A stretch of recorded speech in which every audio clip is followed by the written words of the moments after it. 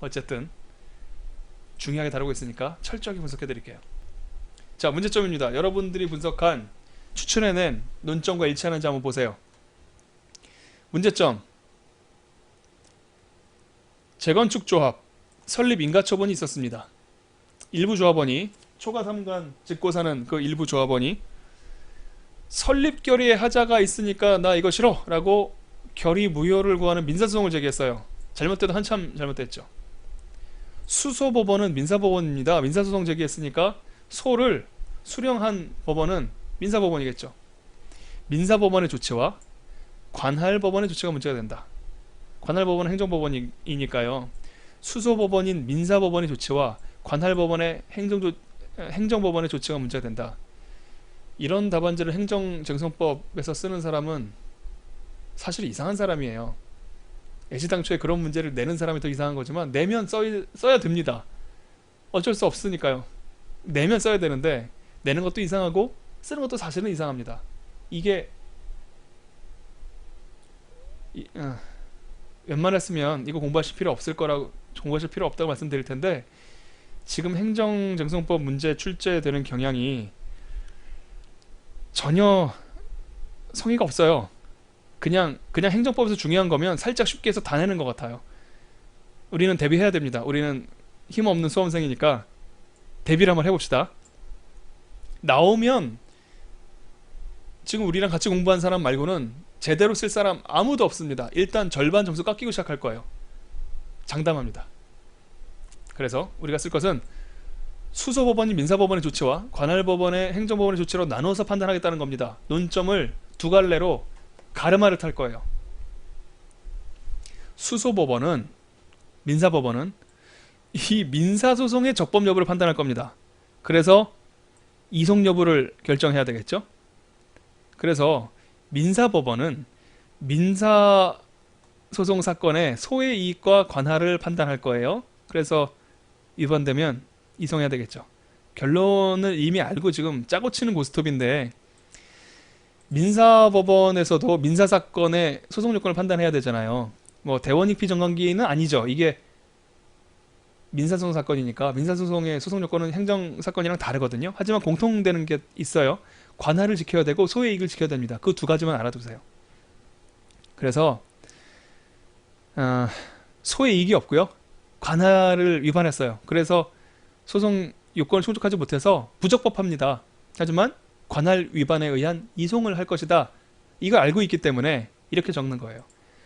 소의 적법 여부를 판단한다는 얘기는 소의 이익과 관할을 판단해서 그냥 부적법하다는 이야기를 할 거고요. 그래서 이송 여부를 결정해야 된다는 얘기는 이송해야 된다라는 결론으로 몰고 갈 거라는 뜻이죠. 그리고 이송 이후에 관할법원이 취해야 하는 조치, 이거는 행정법원의 조치니까 우리가 알아둘 필요가 있는데 소 변경 가부, 이게 문제된다는 겁니다. 근데 이거는 일어난 사건이 아니에요. 이송을 하면 행정법원 판사님들이 소 변경을 해줄지도 모르니까 하여튼 여러 무리수를 둬서 당사자를 구해준 사건입니다. 이런 가르마탄 두 가지의 논점들을 살펴볼 텐데요. 그 전제가 있어요. 재건축 조합 설립 인가의 법적 성질을 전제로서 먼저 이야기를 하는 게 답안지 쓰기가 편합니다. 꼭 이래야 된다는 뜻이 아니에요. 우리가 논점을 떠올렸잖아요. 관할, 소의 이익, 이송, 소변경 이런 얘기 할 거잖아요. 하지만 이런 얘기를 할 때마다 재건축 조합 설립 결의랑 인가처분이랑 어떤 게 이 당사자가 다투어야 하는 주인공이야? 여기에 대해서는 판례 변경이 있었기 때문에 그 법적 성질에 관한 이야기를 계속 해줘야 돼요. 그러니까 처음에 몰아서 한꺼번에 설명하고 넘어가는 거죠. 여담으로 이런 식으로 모든 사건에 맞추어서 법인이란 무엇인가, 법률 행위란 무엇인가, 취소란 무엇인가 그런 개념들을 쫙 총칙적인 부분들을 먼저 설명하는 그 법 체계를 판덱텐 체계라고 합니다. 우리 대륙법과 영미법이라는 이야기 많이 하잖아요. 대륙법 체계가 바로 이 판덱텐 체계를 특징으로 해요. 판덱텐 체계가 아닌 것을 그 인스티투치오넨 체계라고 하는데 이것은 그 유스티니아스가 만든 로마법 대전이 취한 체계이기 때문에 그런 이름이 붙었습니다. 어쨌든 법적 성질을 마치 그 판택된 책의 장점을 취해보자는 거죠. 미리 써두게 되면 나중에 개별 논점들을 다룰 때 이 재건축조합 설립 결의와 인가 처분의 법적 성질이 어떻게 되고 뭐가 주인공이라고 이런 이야기를 무수히 반복해야 될 텐데 그럴 필요가 없이 한 방에 끝날 수 있습니다. 판택된 책의 장점이죠. 판례는 행정청이 발령하는 재건축조합 인가처분은 재건축조합 설립 인가처분은 처분이다 라고 판시했습니다. 재개발조합 설립 인가처분은 처분이다 라는 것이 판례 문장의 앞과 끝입니다. 그 사이에 복잡한 내용들이 들어가 있어요. 뭐가 아니고 처분이다 라고 하는지 보시면 되겠습니다. 단순히 사인들이 조합 설립하는 행위, 조합 설립 행위에 대한 보충 행위로서의 성질을 갖는 게 아니다. 이런 이해는 종전 판례인데 조합 설립 결의가 주인공이라는 거죠. 그리고 인가는 주인공이 아니라 조연이라는 거죠. 그런 게 아니라는 거예요. 그런 게 아니라 처분이라고 했습니다. 어떤 처분이냐면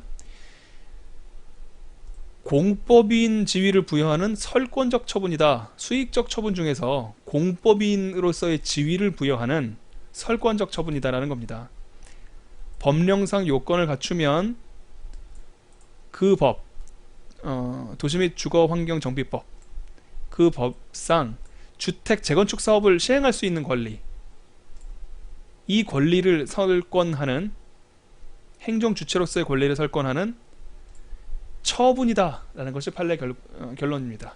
이 판례 분석을 이해하셨을 테니까 쭉 읽을 때 그 내용들을 떠올려 보세요. 판례는 행정청이 도시 및 주거환경정비법 등 관련 법령에 근거하여 행하는 조합 설립 인가처분은 단순히 사인들이 조합 설립 행위에 대한 보충 행위로서의 성질을 갖는 것에 그치는 것이 아니라 법령상 요건을 갖출 경우 도시 및 주거환경정비법상 주택 재건축 사업을 시행할 수 있는 권한을 갖는 행정주체로서의 지위를 부여하는 일종의 설권적 처분의 성격을 갖는다는 취지로 판시하였다. 섭섭하죠. 판례 문구 왜 이렇게밖에 못 쓰냐라는 생각은 판례 공부하는 누구나 모두 갖고 있는 생각이긴 한데 그냥 오랫동안 관습을 굳었습니다. 나름대로는 이유도 있어요. 그냥 잘 분석해서 공부를 하는 것으로 아쉬움을 달랩시다. 이게 판택된 체계로 답안지 쓴다고 말씀드렸습니다. 미리 인가처분의 성격 다루어 봤습니다. 인가처분은 처분이라고요. 옛날에는 인가를 처분으로 안 봤다는 의미겠죠. 이제는 인가를 처분으로 봅니다. 그리고 주인공입니다. 초가삼관을 가지고 있는 이 주인공이 다퉈야 할 주적이에요. 인가처분입니다. 이걸 알고 수소법원의 조치, 로마자 3번 수소법원의 조치, 그리고 로마자 4번 관할법원의 조치 가르마탔잖아요. 시작해봅시다. 소의 적법성은 소의 이익과 관할로 나눠 생각할 수 있다고 아까 같이 생각해봤죠. 소의 이익은 소의 이익은 없다. 그래서 부적법하다가 결론이에요. 조합원 일부가 설립결의 무효의 확인 회소를 제기를 하면 소의 이익이 없다. 왜냐하면 주인공은 인가처분이라니까. 따라서 분쟁을 해결하기 위해서는 주인공을 다투어서 주인공을 거꾸러뜨려야지 조연을 꺾어봐야 주인공이 살아있으면 내 권리구조에 도움이 안 되잖아요. 아까 했었던 이야기대로 한번 해볼까요?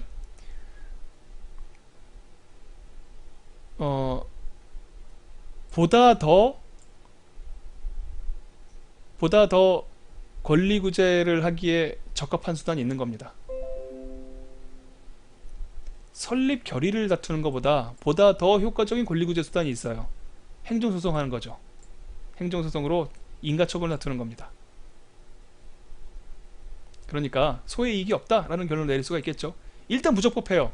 그럼 사실 끝인데 소송 요건 중에 하나만 걸리면 그냥 소는 부적법해지는 건데 굳이 혹시 논점이 있을까봐 관할도 생각해봅시다. 또 틀린 건 틀린다고 얘기를 해줘야 되니까요. 이건 민사법원의 관할이 있는가에 대한 문제예요. 행정법원에 관한 문제가 아닙니다. 당해 제소는 관할을 위반했다. 왜냐하면 민사법원에 제기된 행정사건이기 때문에. 그래서 소의 이익이 없고 그리고 관할을 위반하였다 라는 것이 수소법원과 관련돼서 수소법원에 제기된 민사사건으로서의 적법성을 부정할 만한 근거입니다. 이제 판례를 소개할 거예요. 판례도 인가처분으로 비로소 재건축조합이라는 공법인이 성립된다고 보는 이상 설립 결의는 주인공이 아니다. 인가처분하는 데 필요한 요건 중에 하나에 불과한 것이어서 설립 결의 하자를 이유로 이런 하자가 있다. 그러니까 인가처분을 다투면서 설립 결의 하자를 이유로 주장을 해야죠. 공격 방법으로. 설립 인가처분의 취소 또는 무효 확인을 구하면서 조합 설립 결의의 하자를 주장해야 돼요. 취소 소송이나 무효 등 확인 소송이 항고 소송이니까 그런 방법을 취해야 된다는 거죠. 하지만 조합 설립 결의 부분만을 따로 떼내서 민사법원에 설립 결의 무효 확인해소, 효력 유무를 다투는 확인해소 말을 또 이렇게 풀어서 이게 그건지 상상하기가 어려운 사람도 있을 겁니다. 그래서 소의 이익이 없다는 뜻이에요. 원고의 권리 또는 법률상의 지위에 현존하는 불안 위험을 제거하는 데 가장 유효적절한 수단이라 할 수 없어. 항상 나오는 클리셰라고 말씀드렸죠. 그래서 확인의 이익이 없다. 그러면서 소의 이익을 부정했는데 그냥 전제됐으니까 관할과 소의 이익을 부정하였다는 취지로 이 판례를 분석했습니다. 이거는 제가 해석한 거예요. 그 다음 이송 가부입니다. 이것은 행정소송에서의 이송이 아니라 민사소송을 다루고 있는 민사법원의 이송이기 때문에 사실은 행정정성법에서 시험 범위가 아니에요. 이송 판례는 이런 제소가 초가삼간 주인의 제소가 부적법하더라도 종래 실무 관행에 비추어 선회할 수 있다는 겁니다. 이 사람이 진짜 원하는 바는 인가처분 취소 소송을 제기한 것 같은데 그러니까 이거는 행정법원 관할이잖아. 그 이송해줄게 라는 취지로 판시하였다. 정말 친절하죠.